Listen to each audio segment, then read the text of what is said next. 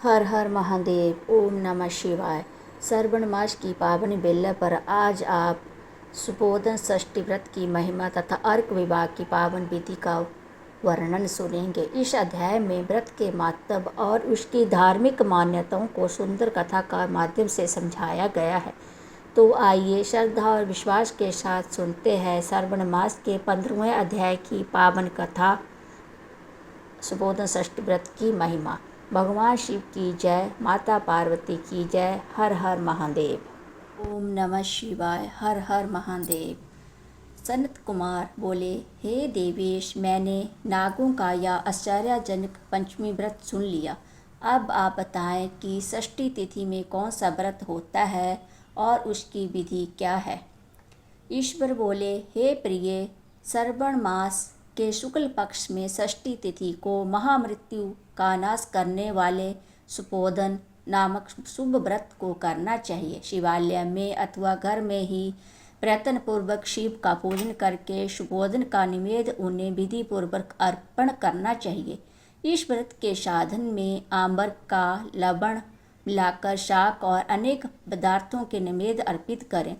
साथ ही ब्राह्मण का व्यय प्रदान करें। जो इस विधि से व्रत करता है उसे अनंत पुण्य मिलता है। इस प्रकार में लोग एक प्राचीन कहानी सुनाते हैं जो इस प्रकार से है। प्राचीन समय में रोहित नाम का एक राजा था। काफ़ी समय बीतने के बाद भी उसे पुत्र रत्न की प्राप्ति नहीं हुई। तब पुत्र की अभिलाषा में उस राजा ने अत्यंत कठोर तप किया। ब्रह्मा जी ने राजा से कहा, तुम्हारे प्रबंध में पुत्र नहीं है। तब भी पुत्र की लालसा में वह राजा अपनी तपस्या से जरा भी विचलित नहीं हुआ। इसके बाद राजा तपस्या करते करते संकटग्रस्त हो गए। तब ब्रह्मा जी पुनः प्रकट हुए और कहने लगे, मैंने आपको पुत्र का वर दे दिया है, लेकिन आपका यह पुत्र अल्पायु होगा। तथा राजा तथा उसकी पत्नी ने विचार किया कि इससे रानी का बांझपन तो दूर हो जाएगा, संतानहीनता की निंदा नहीं होगी। कुछ समय बीत जाने पर ब्रह्मा जी के वरदान से उन्हें पुत्र प्राप्ति हुई। राजा ने विधि पूर्वक उसके जात कर्म आदि का सभी संस्कार किए। दक्षिणा नाम वाली उस रानी ने राजा ने अपने पुत्र का नाम शिवदत्त रखा। उचित समय आने पर भयभीत चित्त वाले राजा ने पुत्र का यज्ञोपवीत संस्कार किया, परंतु राजा ने उसकी मृत्यु के भय से उसका विवाह नहीं किया। तदनंतर 16 साल में उनका पुत्र शिवदत्त मृत्यु को प्राप्त हो गया तथा तब ब्रह्मचारी की मृत्यु के स्मरण करते हुए राजा को बहुत चिंता होने लगी कि जिन लोगों के कुल में कोई ब्रह्मचारी मर जाए तब उनका कुल खत्म हो जाता है और वह ब्रह्मचारी भी दुर्गति में पड़ जाता है। सनत कुमार बोले, हे देवों के देव, हे जगन्नाथ, इसके दोष निवारण का उपाय है या नहीं? यदि उपाय है तो अभी बताएं जिससे दोष को शांति हो सके। ईश्वर बोले, यदि कोई स्नातक अथवा ब्रह्मचारी मर जाए तो अर्क विधि से उसका विवाह कर देना चाहिए। इसके बाद उन दोनों ब्रह्मचारी तथा आर्क को परस्पर संयुक्त कर देना चाहिए। अब अर्क विवाह की विधि कहते हैं, मृत का गोत्र नाम आदि लेकर देश काल का उच्चारण करके कर्ता कहे कि मैं मृत ब्रह्मचारी के दोष निवारण हेतु वैसर्गिक व्रत करता हूँ। सर्वप्रथम सुवर्ण से अभ्यादायक करके अग्नि स्थापन कर अगार होम करके चारों व्याधियों ओम भूम ओम भूम ओम स्वाह ओम मह से हवन करना चाहिए। इसके बाद व्रत अनुष्ठान के उत्तम फल की नियमित व्रत पति अग्नि के संपादक विशेषों देवों के लिए घृत ही आहुति डालें। इसके बाद स्वादिष्ट स्पष्टकृत होम करके अवशिष्ट होम संपन्न करें। पुनः देश काल के उच्चारण करके इस प्रकार बोले, मैं अर्क विवाह करूँगा।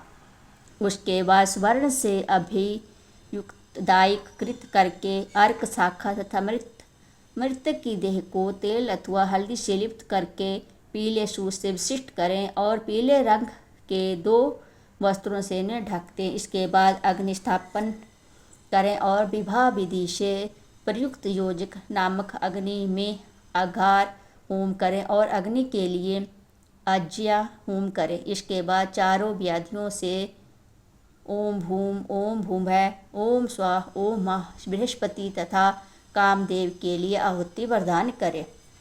पुनः मृत से स्वीकृष्ट होम करके संपूर्ण हवन कर्म समाप्त करें। उसके बाद आग की डाली तथा मृतक के शव की विधि पूर्वक जला दें। मृतक तथा मियाँ मांस के निर्मित 6 वर्ष तक इस व्रत का अनुष्ठान करना चाहिए। इस अवसर पर 30 ब्रह्मचारियों को नवीन कौपीन वस्त्र प्रदान करना चाहिए और हस्त प्रमाण अथवा कान तक लंबाई वाले दंड तथा कृष्ण मृग चरम भी प्रदान करने चाहिए। उन्हें चरण पादुका, छत्र, माला, गोपी चंदन, प्रभाल मणि की माता की माला तथा अनेक आभूषण समर्पित करने चाहिए। इस विधान से व्रत करने पर कोई भी विघ्न नहीं होता है। ईश्वर बोले, ब्राह्मणों से यह व्रत यह सुनकर राजा के मन में विचार किया कि अर्क विवाद तो मुझे गौण प्रतीत होता है, मुझे नहीं, क्योंकि कोई भी व्यक्ति मरे हुए को अपनी कन्या नहीं देता है। मैं राजा हूँ, अतः मैं उस व्यक्ति को अनेक रत्न तथा धन दूंगा जो कोई भी इस वधू के रूप में अपनी कन्या प्रदान करेगा। उस नगर में एक ब्राह्मण था। उस समय वह किसी दूसरे नगर में गया था। उसकी एक सुंदर पुत्री थी जिसकी माता की मृत्यु पहले हो चुकी थी। ब्राह्मण की दूसरी भी पत्नी थी जो ब्राह्मण की पुत्री के प्रति बुरे विचार रखती थी तथा दृष्ट मन वाली थी। कन्या 10 वर्ष की तथा दीन थी और अपने सौतेली माता के अधीन थी। अतः सौतेली माता ने देशत अत्यधिक धन के लालच में 1 लाख मुद्रा लेकर उस कन्या को मृतक राजकुमार के लिए दे दिया। कन्या को लेकर राजा के लोग नदी के तट पर शमशान भूमि में राजकुमार के पास ले गए और शव के साथ उसका विवाह कर दिया। इसके बाद विधि पूर्वक शव के साथ कन्या के योग करके जब वो जलने की तैयारी करने लगे तब उस कन्या ने पूछा, हे सज्जनों, आप लोग क्या कर रहे हैं? तब वो सभी दुखित मन से कहने लगे कि हम लोग तुम्हारे इस पति को जला रहे हैं। इस पर भयभीत होकर बाल स्वभाव के कारण रोती हुई उस कन्या ने कहा, आप लोग मेरे पति को क्यों जला रहे हैं? मैं जलाने नहीं दूंगी।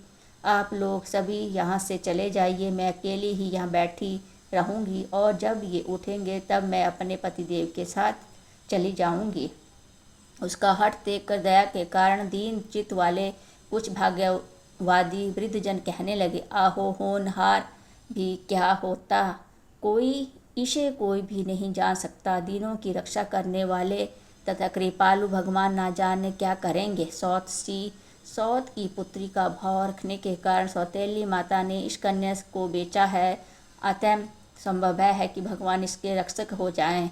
अतः हम लोग इस कन्या को व इस शव को नहीं जला सकते। इसलिए सभी को अच्छा लगे तो हम लोगों को भी यहाँ से चले जाना चाहिए। परस्पर ऐसा निश्चय करके वो सब अपने नगर को चले गए। बाल स्वभाव के कारण यह सब क्या है इसे न जानती हुई भय से व्याकुल व कन्या एकमात्र शिव तथा पार्वती का स्मरण करती रही। उस कन्या के स्मरण करने से कुछ जानने वाले और दया से पूर्ण हृदय वाले शिव पार्वती शीघ्र ही वहाँ आ गए। नंदी पर विराजमान उन्हें तेज निधान शिव पार्वती को देखकर उन देवों को ना जानती हुई भी उस कन्या ने पृथ्वी पर दंड की भांति पड़कर प्रणाम किया। तब वो आश्वासन प्राप्त हुआ कि पति से तुम्हारे मिलने का समय अब आ गया है तथा तब कन्या ने कहा कि मेरे पति अब जीवित नहीं होंगे। उसके बाल भाव से प्रसन्न तथा दया से परिपूर्ण शिव पार्वती ने कहा कि तुम्हारी माता ने सुपोधन नामक व्रत किया था। उस व्रत का फल संकल्प करके तुम अपने पति का वरदान करो। तुम कहो कि मेरे माता के द्वारा जो सुपोधन नामक व्रत किया गया है उसके प्रभाव से मेरे पति जीवित हो जाएं। तब कन्या ने वैसा ही किया और उसके परिणाम स्वरूप शिवदत्त जीवित उठ खड़ा हो गया। उस कन्या को व्रत का उपदेश देकर शिव तथा पार्वती अंतर्ध्यान हो गए। तब शिवदत्त ने उस कन्या से पूछा, तुम कौन हो और यहाँ कैसे आ गया हूँ? उस कन्या ने उस वृतांत सुनाया कि रात हो गई। प्रातः होने पर नदी के तट पर गए लोगों ने राजा को वापस आकर कहा कि हे राजन, आपका पुत्र और पुत्रवधू नदी के तट पर स्थित है। विश्वस्त लोगों से यह बात सुनकर राजा बहुत खुश हुआ। वह हर्ष भेरी बजवाते हुए नदी के तट पर गया। सभी लोग प्रसन्न होकर राजा की प्रशंसा करने लगे। वह बोले, हे राजन, मृत्यु के घर गया हुआ आपका पुत्र पुनः लौट आया है। इस पर राजा वधूपूर्वक पुत्र वधू की प्रशंसा करने लगे और बोले कि लोग मेरी प्रशंसा क्यों कर रहे हैं? प्रशंसा के योग्य तो मेरी यह वधू है। मैं तो भाग्यहीन तथा अधम हूँ। धन्य और सौभाग्यशालिनी तो यह पुत्र वधू है, क्योंकि इसी के पुण्य प्रभाव से मेरा पुत्र जीवित हुआ है। इस प्रकार अपनी पुत्र वधू की प्रशंसा करके राजा ने दान तथा सम्मान के साथ श्रेष्ठ ब्राह्मणों का पूजन किया और ग्राम से बाहर ले जाए गए मृत व्यक्ति के पुनः ग्राम में प्रवेश कराने से संबंधित शांति की विधि को ब्राह्मणों के निर्देश पर विधि पूर्वक संपन्न किया। हे वत्स, इस प्रकार मैंने आपसे यह सुपोधन नामक व्रत कहा। इसे 5 वर्ष तक करने के अनंतर उद्यापन करना चाहिए। पार्वती तथा शिव की प्रतिमा का प्रतिदिन पूजन करना चाहिए और प्रातःकाल आम के पल्पों के साथ चारु का होम करना चाहिए। साथ ही निवेद तथा वायन अर्पित करनी चाहिए। मनुष्य यदि व्रत की बताई गई इस विधि के अनुसार आचरण करें तो वह दीर्घजीवी पुत्र प्राप्त करके मृत्यु के बाद शिवलोक जाता है। इस प्रकार श्री स्कंद पुराण के अंतर्गत ईश्वर सनत कुमार संवाद में श्रावण मास महत्व में सुपोधन षष्ठी व्रत कथन नामक 15वां अध्याय पूर्ण हुआ। हर हर महादेव। ओम नमः शिवाय।